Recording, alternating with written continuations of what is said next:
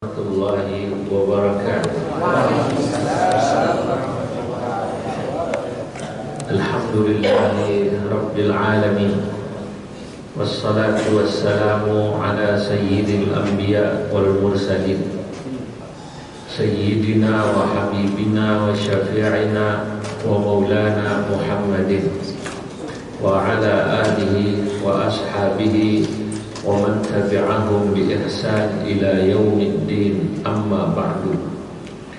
Hadratal muhtaramin, para alim ulama, para asatidah, hadirin yang hadir jamaah Masjid At-Taswik, insyaallah semua semoga dicatat dalam deretan ahli surganya Allah. Pada siang hari ini alhamdulillah kita dapat berkumpul untuk sholat zuhur, dilanjutkan dengan tadarus dan ngaji.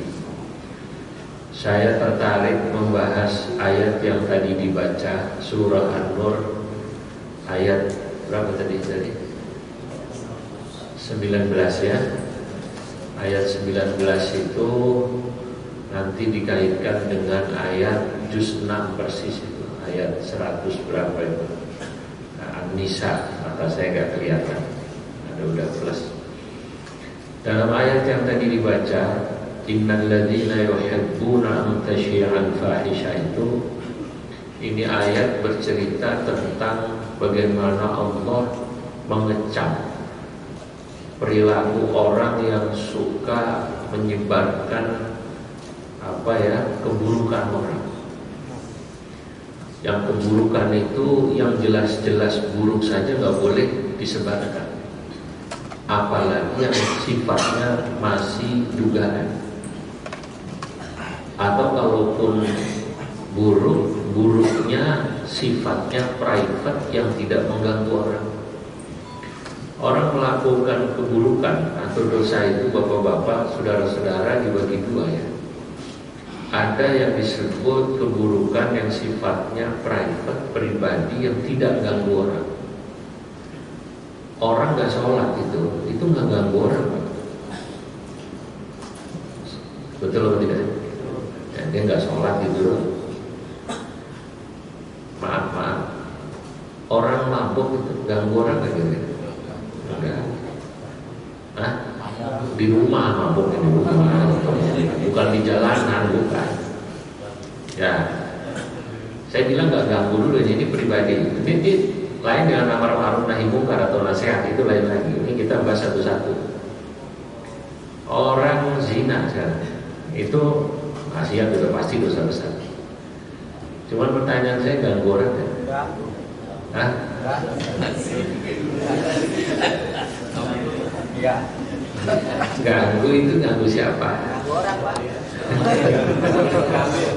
Ganggu tangga. Oh, itu kan istri orang. Karena istri orang ya pasti ganggu. Ini kadang-kadang zina dia ya bujangan sama katakanlah gadis gitu ya. Atau yang kita membayangkan dia tidak ada urusan ganggu orang. Itu dia nggak ganggu orang lah. Secara prinsip kita harus akui itu ya. Nah, beda dengan korupsi. Kalau korupsi itu dosa, tapi itu ada urusan ganggu orang juga. Kalau yang dikorupsi uang rakyat atau uang orang banyak, yang kalau kita tidak tegur atau kita bongkar, itu nanti akan terganggu orang. Nah, kalau itu maksiat yang sifatnya pribadi, tidak ganggu orang, itu secara prinsip kita tidak boleh menyebarluaskannya. Yang harus kita lakukan adalah menasehatinya. Beda. Nasehati kan, kamu kenapa nggak sholat? Tapi bukan untuk diomongin ke sana kemari. Oh, si Anu nggak sholat, si Anu nggak puasa, si Anu nggak boleh itu urusan pribadi. Ini yang kadang-kadang banyak di antara kita nggak paham. Itu yang jelas-jelas maksiat. Nah, sifat sekarang.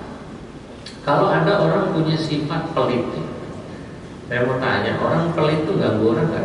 Ganggu.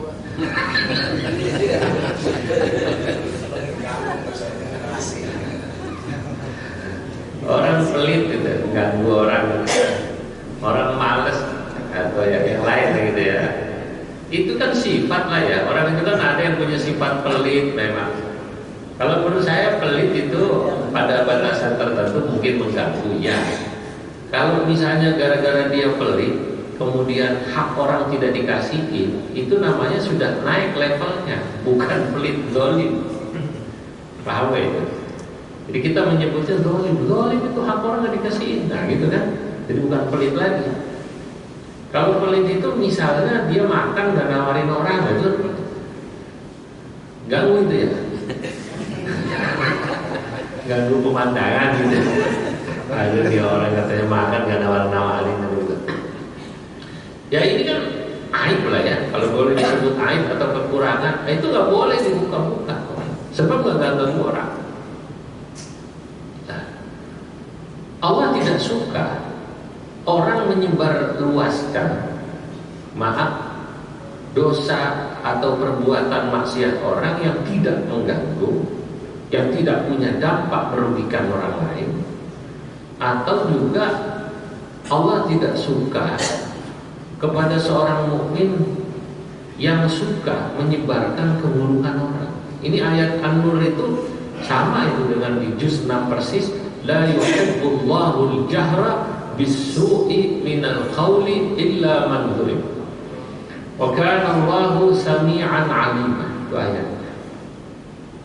Ayat ini turun kalau tadi itu ayat An-Nur itu terkait dengan orang yang menyebarkan berita buruk yang malah fitnah lebih tepatnya tentang Siti Aisyah, kan gitu kan?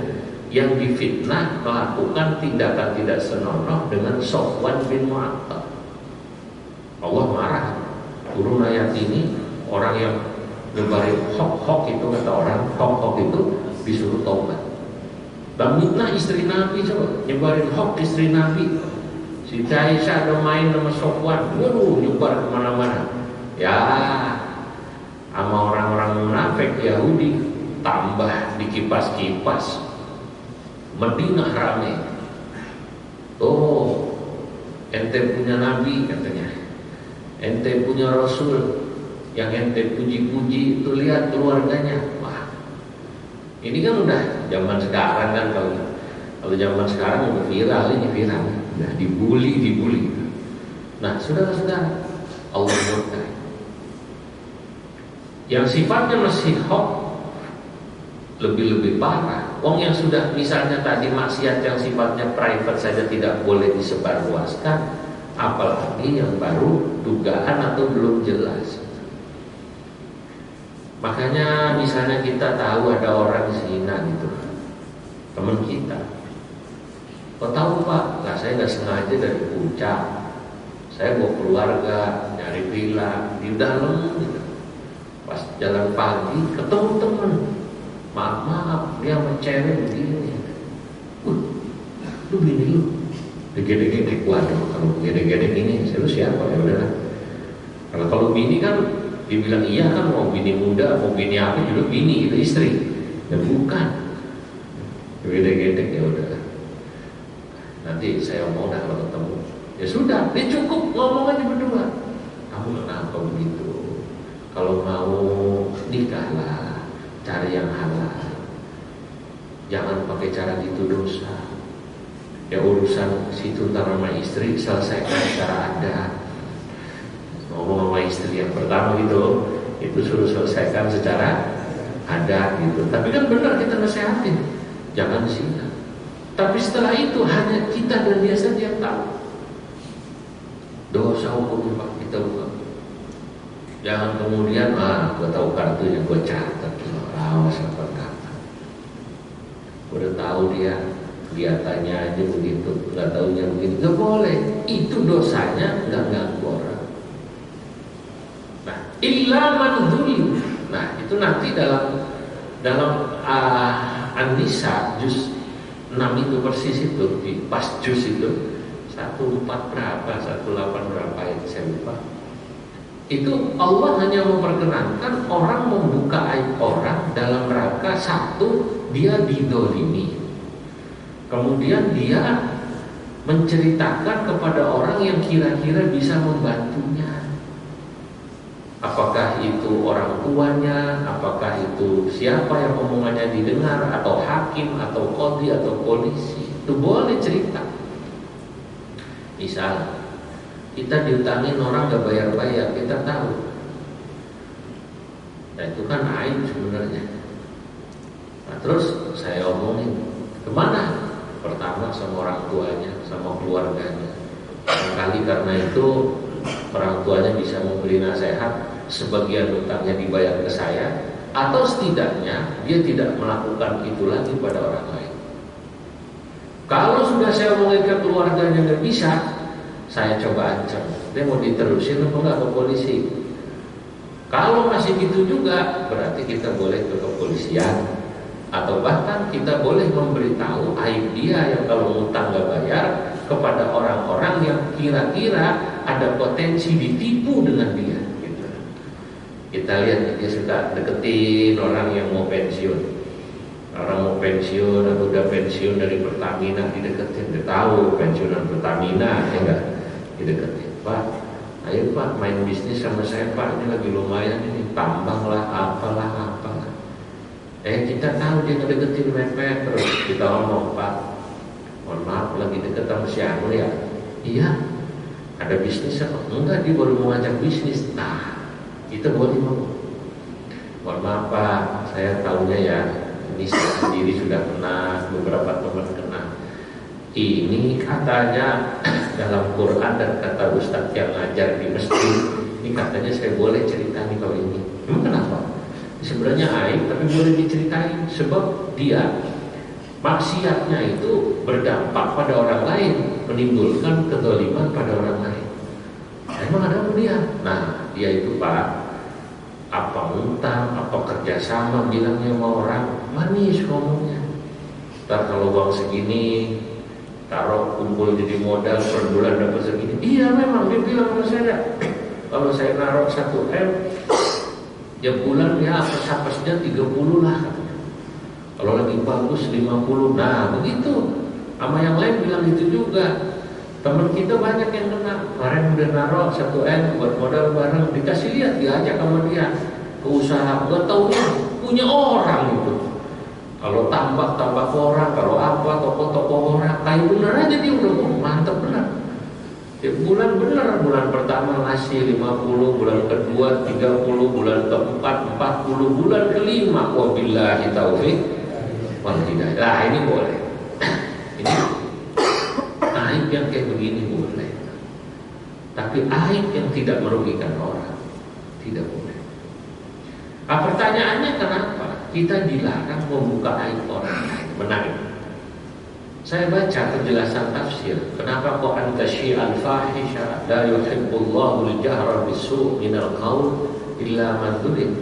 Kata seorang ulama tafsir mutaakhir namanya Syekh Wahbah Zuhaili almarhum, kenapa Allah melarang kita menyebarkan aib orang? Li'annahu itharatun lil adawah. Sebab menyebarkan aib orang itu akan menumbuhkan permusuhan. Bibit permusuhan, kebencian muncul. Jawabannya, kita buka aib orang, yang kita cerita sama dia, kan gitu kan? Saya bilang, Ustaz Jainuddin payah, mau nambah begini. Saya ngomongnya sama Pak Haji, siapa namanya? Saili. Hah? Saili, Pak Iwan. Ustaz Jainuddin payah, kenapa? Masa begini sih, masa begitu sih? Diomongin, marah kan? Maaf nih, orang pelit aja Pak, diomongin pelit, kesel walaupun benar dia pelit. Kesel gak kira-kira? Enak aja bilang gue pelit gitu katanya. Ya walaupun gue pelit, ya gak pelit amat lah gitu dibilang kan, kesel.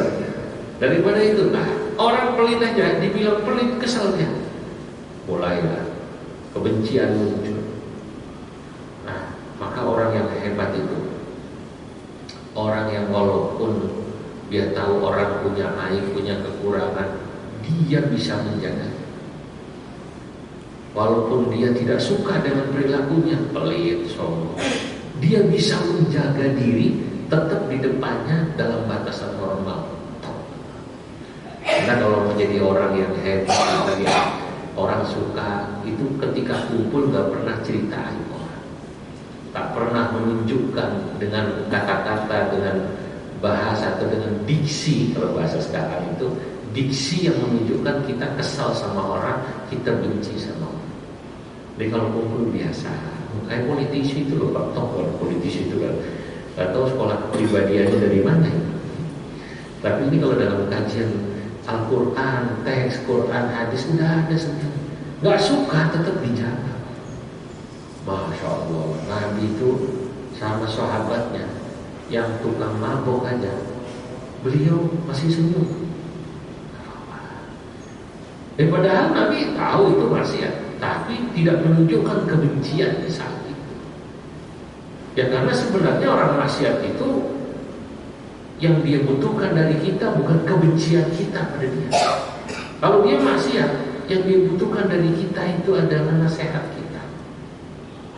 Dan bagaimana kita memandangnya tetap manusiawi, karena memang sebagai manusia orang itu biasanya yang ada dosanya. Jangan dia, kita juga ada, kan gitu. Bukan kemudian kita membenci dia. Lah orang tukang maksiat dibenci kayak begitu, apalagi dipermalukan sama orang. Sisi manusiawinya muncul, marah dia. Makanya ada mubalik ya atau penceramah gitu, ya diomongin sama panitia acara pengajian tabligh akbar atau di masjid apa di mana, terpancing. Ya, Pak itu depan masjid Pak, orangnya nggak pernah masjid. Kemudian samping masjid nggak pernah sholat. Bapak tadi saja Pak Ustaz pakai terangin aja nerakanya apa, biar nyahok dia. Waduh. Ini kalau ustadznya terpancing, lalu dia ceramah menggebu-gebu berapi-api. Ayatnya benar, ada ayat yang misalnya Allah mengecam orang nggak sholat, itu benar. Tapi kemudian ketika penggunaan ayat itu digunakan dengan nasihat dan bahasa dengan diksi yang tidak tepat, maka ayat itu jadi tidak efektif buat dia. Tiba-tiba berapi-api. Saudara-saudara, depan masjid, samping masjid, nempel rumahnya sama masjid, dengar adzan saben hari, dia nggak mau sholat ke masjid, nerakanya sakhor, saudara. Orang kayak begini kalau mati jangan disembayangin di masjid, suruh di mana aja dia. Saya mau tanya, kira-kira dia tuh ada kata yang dituju dengan omongannya itu dengar, itu dia jadi sadar apa tambah ke masjid? Tambah marah. Marah. Begitu dia dengar, saat itu juga di rumah, gue najis sama ustaz kayak begini nih. Ini pasti kerjaan si Anu nih, ngompol-ngompolin. Gue udah tahu, gue gak ke masjid juga bukan karena gak sholat, gue gede sama pengurusnya. Lah, ini kita urusan. Lalu pokoknya ada orang gak sholat tuh bukan karena gak mau sholat jamaah, dia gede sama pengurusnya. Gue bahasa Betawi gede atau gede gitu, kesal. Kasih tahu ustaznya, ngomonginnya, gue ntar ke masjid sholat kalau pengurus sudah mati. Masya Allah. Jadi orang itu harus paham. Coba kalau dia pakai bahasa yang bagus, saudara masjid ini Masya Allah, rumah Allah yang harus sama-sama kita rawat. Kadang-kadang yang namanya ini masjid, ya suka ada aja setan yang bikin orang di dalamnya yang mestinya ibadah jadi berantem, gak cocok masalah apa. Tapi lupakanlah itu, lupakanlah sedikit perbedaan paham-paham, ya masalah fikih ibadah yang beda-beda dikit, lupakan masalah-masalah apa. Kan urusan-urusan rapat tadi bikin kesel itu kan, sholatlah, ramaikan rumah Allah. Kalau nurutin berantem emang maunya setan. Nah mungkin gara-gara gitu, yang tadinya berantem, tadinya nggak mau ke masjid jadi kan. Ya. Sebaliknya daripada ayat ini, kalau kita haram hukumnya menyebar luaskan aib orang, ya yang menyebabkan timbulnya permusuhan, sunnah hukumnya atau bagus hukumnya kita menyebarkan kebaikan orang selama itu tulus, bukan untuk katakanlah mencari sesuatu. Normal, Masya Allah, ada orang baiknya kayak dia, Apa saja yang menyebabkan timbulnya kasih sayang sunnah, termasuk puji dan cerita kebaikan orang, termasuk saling ngasihani. Ya Allah, punya tetangga baik amat gitu. Cari orang kayak Pak Haji Pulan susah, kayak si Pulan susah. Kenapa? Jadi tetangga itu saya senang sama dia. Gak pernah mulutnya nyakitin orang. Baik, kalau kita lagi repot, gak minta ditolong aja, kita gak minta tolong, dia datang. Ya kalau dari mana-mana pulang pasti bawa hadiah oleh-oleh. Ya Allah, saya kehilangan, dia pindah. Udah situ aja, jangan diterusin. Jangan diterusin giliran tangga yang sekarang. Jangan. Habis muji yang seorang nginjak yang sini, jangan. Udah sampai situ aja. Nah itu sunnah hukumnya. Terima kasih. Semoga manfaat. Kita tutup dengan kafaratul majlis. Subhanakallahumma wa bihamdika asyhadu an la ilaha illa anta astaghfiruka wa atubu ilaik. Assalamualaikum warahmatullahi wabarakatuh.